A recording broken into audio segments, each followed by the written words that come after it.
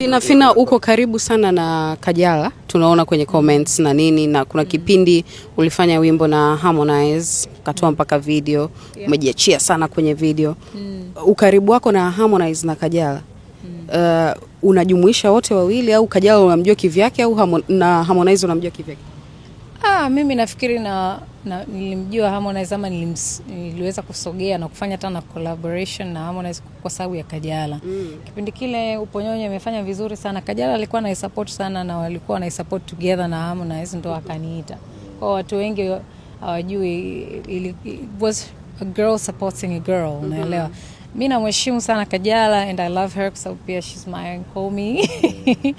Kwa hiyo ndo ilikuwa hivyo actually. So, bado mko karibu na wao? Yeah, tupo karibu. Karibu. Kwa sababu tunaelekea kwenye ndoa yao, unajua. Mimi ni nani? Wewe kibubu naanza kunanili. Takuwepo sana tu. Tunapenda pia sherehe Wasukuma.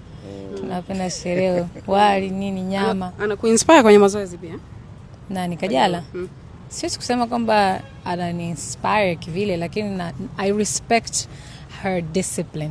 Ni mtu ambaye ana discipline sana kwenye mazoezi. Kwa hiyo nafikiri ni inspiration ya watu wengi, na nafikiri watu lazima wawe inspired kwa sababu kadri unavyozidi kukua mazoezi ni muhimu sana. Na Kajala ana discipline kubwa sana ya mazoezi. So shout out to her. Yeah.